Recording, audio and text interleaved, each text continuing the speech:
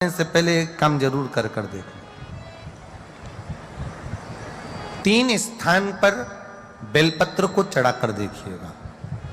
अगर आपको लगे कि मैंने व्यापार बदल लिया, एक बार बदला। कई लोग ऐसे भी होते हैं जो पैसा इकट्ठा करते हैं, धन एकत्रित करते हैं, और कोई व्यापार ऐसा कर लेते हैं जिस व्यापार में धन चले जाता है तो वो धन वापस नहीं आता महाराज। वो व्यापार का धन वापस नहीं आ पाता, तो बड़े दुखी होता है कि भाई मेरा गया हुआ पैसा नहीं आ रहा, मैं बड़ा कष्ट में हूं। मेरा खुद का ही आ जाए ना तो मैं निहाल हो जाऊं। मेरा अपना ही नहीं आ रहा जो गया हुआ है, तो मैं क्या वर्णन करूं, उसको क्या कहूं। उनके लिए भी ये प्रयोग, ये शिव विद्येश्वर संहिता का ये भाव बड़ा सुंदर है महाराज। आप व्यापार पर व्यापार बदल कर देख लिए, धन भी हमारा कहीं डूब गया, आ नहीं रहा है, तो प्रयास करना। 3 स्थान पर चढ़ाई गई बेलपत्र हमें सुख का अनुभव करा देती। बहुत ध्यान लगाइए। पहला, अशोक सुंदरी की जगह। अब ये बेलपत्र जब भी आप चढ़ाएंगे तो रविवार की अगर प्रदोष पड़ जाए, कौन से दिन? रविवार की प्रदोष के दिन ये प्रयोग अवश्य कर देखिएगा। ज्यादा बार नहीं करना है, केवल एक ही बार करना। बाबा उस स्वयं कृपा करेगा। अपने मंदिर में, अर्थात अपने घर के पास कोई मंदिर हो, शिवालय हो, देवालय हो, जहां शंकर भगवान विराजमान हो, शिवलिंग हो, ऐसी जगह पर अवश्य करें। हमें कहीं दूर जाकर ये प्रयोग नहीं करना है। अपने शिवालय, अपने जो घर के आसपास में शिवालय हो वो।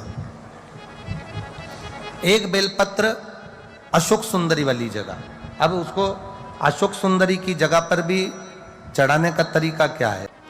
जब हम बेलपत्र चढ़ाएंगे तो उस बेलपत्र को चढ़ाते समय आपकी जो बेलपत्र की डंडी है, वो बेलपत्र, रविवार प्रदोष के दिन का ये उपाय है महाराज। ये बेलपत्र की जो डंडी है, इस डंडी का भाग शिवलिंग की ओर होना चाहिए। ये जो डंडी है, इसका भाग अशोक सुंदरी पर जब चढ़ाएंगे तो शिवलिंग की ओर इसका भाग होगा महाराज। दूसरी, बेलपत्र को जब हम समर्पित करेंगे, जया, विषहरा, शामरीवारी, दौतली, देव।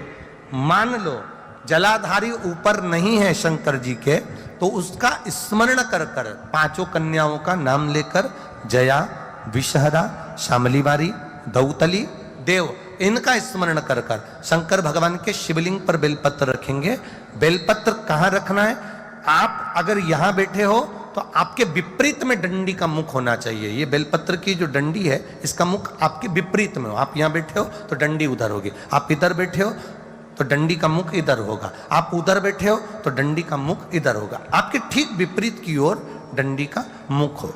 ये 2 जगह बेलपत्र समर्पित करने के बाद, तृतीय बेलपत्र शिवलिंग की जो जलाधारी है, जहां पर भगवान शंकर का शिवलिंग रखा है, वहां स्पर्श कराकर, केवल छुआना है, स्पर्श कराकर बेलपत्री के पेड़ के नीचे ही कोई कंकर हो, कोई शंकर हो, या कोई मिट्टी का ढेला हो, नी हो, तो वहीं मिट्टी को थोड़ी सी ऊंची कर एक बेलपत्र बैठकर इस बेलपत्री की डंडी जड़ की ओर, मतलब जो वृक्ष होता है उस ओर इस डंडी का मुख होना चाहिए। ये 3 रविवार के प्रदोष के दिन शंकर भगवान पर चढ़ाई गई बेलपत्र से हमारा गया हुआ धन भी पुनः आने का रहता है, और हमारा जो व्यापार बार बार बंद हो रहा है, शिव की कृपा से एक बार चालू तो चालू हो ही जाता है। शिव तत्व को जाओ, और निवेदन है सब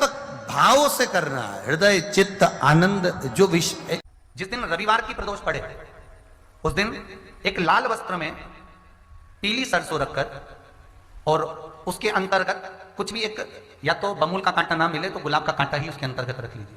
और मान लो कोई काम ऐसा है कि उसमें पैसा तुम्हारा आ ही नहीं रहा, बहुत घाटे पर घाटा जा रहा है, नुकसान बहुत हो रहा है, और कोई काम हो ही नहीं रहा, तो महाराज जिस दिन रविवार की प्रदोष पड़े उस दिन एक लाल वस्त्र में पीली सरसों रखकर, और उसके अंतर्गत कुछ भी, एक या तो बमूल का कांटा ना मिले तो गुलाब का कांटा ही उसके अंतर्गत रख लीजिए, और उसको शिव मंदिर का स्मरण कराकर शंकर भगवान का नाम लेकर रू रू भैरव, कौन सा भैरव है?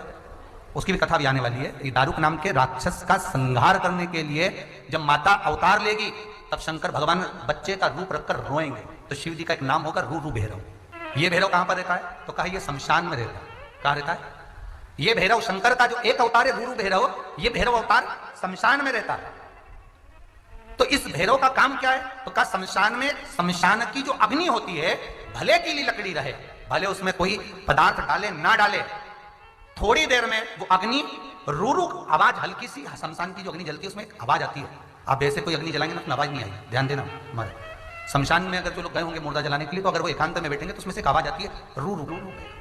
तो शिव पुराण कह रही है कि उस सरसों को, कांटे को रूरू भैरव का नाम लेकर जिस व्यापार जो नहीं चल रहा है, दुकान जो नहीं चल रही है, उस दुकान के सामने, उस व्यापार के सम्मुख में उसको जला दिया जाता है। यह करा जाता है रवि प्रदोष के लिए। महाराज कौन से प्रदोष? रवि प्रदोष के लिए, जो सुख का भान कराती है, व्यापार की उन्नति के लिए, समृद्धि के लिए, लक्ष्मी के लिए इसका प्रयोग किया जाता है। तो यहां पर दारुक नाम का जो असुर है, दारुक नाम का जो राक्षस है, उसका एक ही कहना है कि मैं मरूं, मना नहीं है ब्रह्मदेव पर, वो मरने का। नंदी का एक पांव जो ऊपर होता है, आप लोग दर्शन करे होंगे शंकर जी के मंदिर में नंदी के, तो नंदी का एक पांव उठा हुआ होता है, एक पांव नीचा की ओर होता है। हड्डी से जुड़ा हुआ रोग, नेत्रों से जुड़ा हुआ, मस्तिष्क से जुड़ा हुआ कोई रोग रहता है तो एक नीले कलर का फूल आता है महाराज, उस फूल में हल्दी डालकर गुरुवार का प्रदोष पड़ने पर जो नंदी के पांव के पास समर्पित कर देता है महाराज, उसका रोग धीरे धीरे समाप्त होने लगता है। लिंग पुराण कहती है कि नंदीश्वर भगवान के सामने जो पुष्प समर्पित करा जाता है उसको, ये तो लिखा था स्कंद पुराण और शिव पुराण। लिंग पुराण कहती है जो फूल आपने समर्पित करा उसको लाकर पानी की बाल्टी में डालकर आप स्नान भी कर सकते हो, उससे भी हड्डी के जितने रोग होते हैं उसमें आराम लगने लगता है। जैसे कहीं शरीर नहीं चल रहा, हाथ झुन्न पड़ रहा है, हाथ काम नहीं कर रहा, हाथ में झुंझुनी आ रही है, कंपन आ रहा है, जैसे मान लो कोई काम, चाहे वो शनिचरी प्रदोष हो, चाहे रविवार की हो, सोमवार की हो, मंगल की हो, बुधवार की हो, गुरुवार की हो, शुक्रवार की हो, शनिवार की हो, कोई भी वार की हो, प्रदोष, प्रदोष काल में शाम का समय सूर्य डूब रहा हो, बस डूबा ही हो, और उस समय पर केवल 3 दिन ऐसे रहेंगे, 3 बार ऐसे रहेंगे, 3 तिथियां ऐसी रहेंगी, 3 समय ऐसा रहेगा जिस समय पर तेरे द्वारा निर्मित शूल को भी शिव धारण करेगा और जगत का कल्याण करेगा। 3 दिन, 3 तिथियां, 3 बार, 3 नक्षत्र, 3 घड़ी, 3 पल,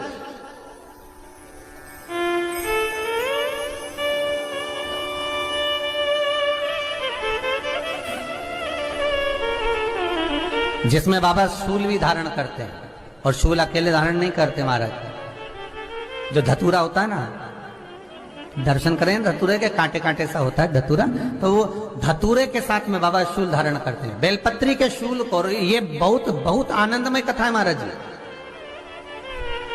जिसके जीवन में हमेशा कांटे ही मिले हैं। बेटी बड़ी हुई तो घर में मायके में दुख देखा, और मायके से गई ससुराल में तो ससुराल में दुख देखा, ससुराल में भी दुख देखने के बाद में भी पति को बहुत कुछ काम खुलवाया, बहुत धंधे खुलवाए, नौकरी लगवाई, पर वो पति बार बार छोड़ कर आ गया, बार बार तकलीफ भोग रहा है, बार बार कष्ट भोग रहा है। फिर थोड़े दिन काम करता है, थोड़े दिन छूट जाता है, फिर व्यापार में बढ़ता है, फिर छूट जाता है, फिर कोई दुकान खुलवाई, थोड़े दिन अच्छी चली, फिर वापस वहीं घर पर आकर बैठ गया, अर्थात उसके जीवन में वो शूलता चल रही है। तो बाबा देवाधिदेव महादेव कहते हैं ये 3 घड़ी, 3 पल, 3 नक्षत्र, 3 समय, 3 दिन में जो शूल मुझे समर्पित करता है उसके जीवन से मैं शूल हटा देता हूं। वो 3 दिन लिखे स्कंद पुराण।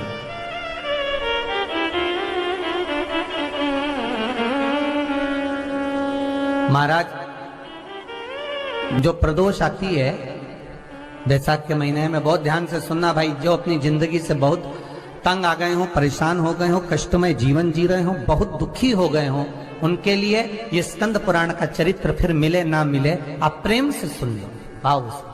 पहला प्रदोष, चाहे वो शनिचरी प्रदोष हो, चाहे रविवार की हो, सोमवार की हो, मंगल की हो, बुधवार की हो, गुरुवार की हो, शुक्रवार की हो, शनिवार की हो, कोई भी वार की हो, पर बैसाख महीने की प्रदोष, प्रदोष काल में शाम का समय,